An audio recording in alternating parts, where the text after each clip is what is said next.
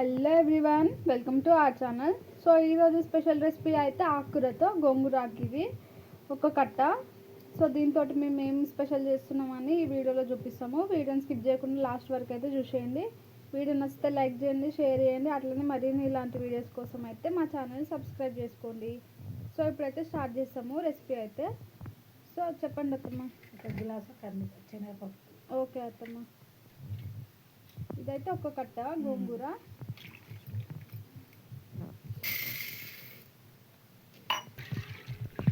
So పప్పు అయితే మంచిగా కడిగేసి ఇప్పుడైతే ఇంకా కర్రీ ప్రిపేర్ చేస్తాము. ఒక్క కట్ట ఆకుకూరకి దీంతో ఒక్క గ్లాస్ అయితే తీసుకున్నాం పప్పు. సో ఇప్పుడు ఎసరు కోసము వాటర్ అయితే వేసుకుంటున్నాము. ఒక 3 గ్లాసుల నీళ్ళు ఎసరు కోసము. మనం ఏ గ్లాస్తో పప్పు తీసుకున్నామో ఆ గ్లాస్తో ఒక 3 గ్లాసుల వాటర్ అయితే వేసినాము. కొంచెం పసుపు, కొంచెం జీలకర్ర, అట్లనే కడిగి పెట్టుకున్న గోంగూర ఆకు అయితే మంచిగా కడిగి పెట్టుకోవాలి. ఒక 2-3 సార్లు. గోంగూర అని కాదు, ఏ ఆకుకూర అయినా. ఇప్పుడు వర్షాకాలం కదమ్మా, అంత మట్టి మట్టి ఉంటాయి కాబట్టి కడుక్కోవాలి.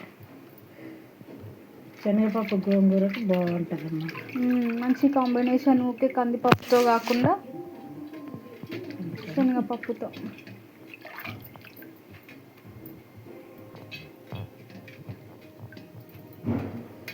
కారం అమ్మ, ఇంట్లో పచ్చిమిర్చి వేసుకోవద్దు. ఓకే అత్త, ఎందుకంటే వర్షాలు పడుతున్నాయి కదా, ఇంకా పచ్చిమిర్చి అవసరం లేదు. పులుపు కదమ్మా, కారం కొంచెం ఎక్కువనే పడుతుంది. చాలా టమాటా కూడా వేసుకోవాలమ్మా. ఓకే అత్తమ్మ.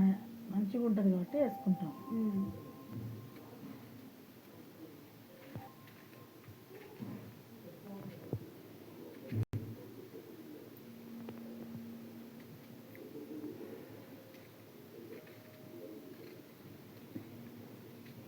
అయితే మూత పెట్టుకుందాం.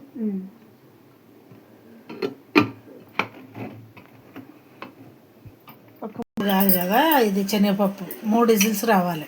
ఓకే, అందుకని ఇంకా విజిల్ పెట్టుకొని స్టవ్ పైన అయితే పెట్టేస్తాం.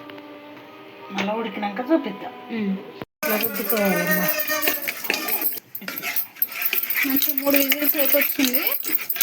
మరీ మెత్తగా కాకుండా కొంచెం.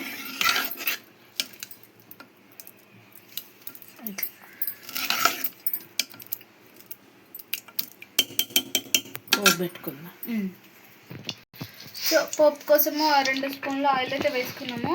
నెక్స్ట్ అయితే ఎండుమిర్చీలు,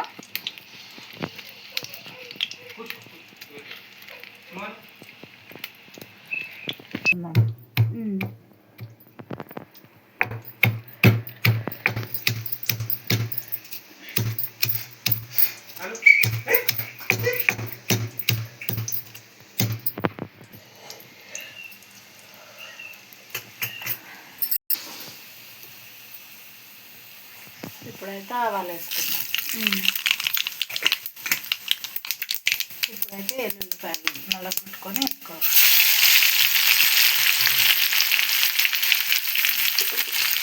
కరివేపాకు వేసుకున్నాం.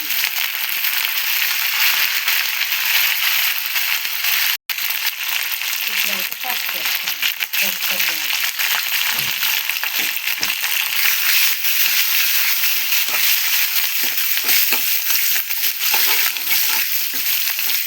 దాన్ని వేసుకొని పప్పు వేసుకున్నాం.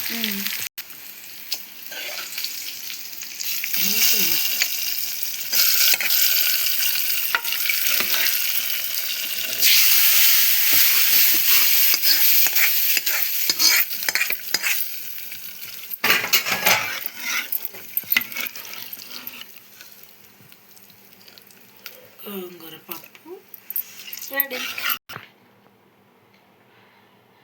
ఉప్పు ఇంకా లాస్ట్లో అయితే ఉప్పు వేసుకుంటున్నాము. ఉడికేటప్పుడు అయితే ఎప్పుడు మేమైతే ఉప్పు వేయము, ఎందుకంటే ఉడకదు పప్పు అని. ఇంకా లాస్ట్లో వేసుకుంటాము. గోంగూర శనగపప్పు ఇట్లనే ఉండాలమ్మ, మరీ లూజ్ ఉండొద్దు. ఇట్లనే ఉండాలి, కొంచెం గట్టి పప్పులానే ఉండాలి. ఇట్లా ఉంటుంది మంచిగా ఉంటుంది, అమ్మగా ఉంటుందమ్మా. ఇట్లా వేసుకొని చూడు. చేసుకున్నామమ్మ. ఓకే అత్తమ్మ. మనం తిని టేస్ట్ ఎట్టున్నదో చూపిద్దాం. కాలుతుంది, కొంచెం చల్లగా అయితే బాగుంటుండే కానీ ఇక తిందామని.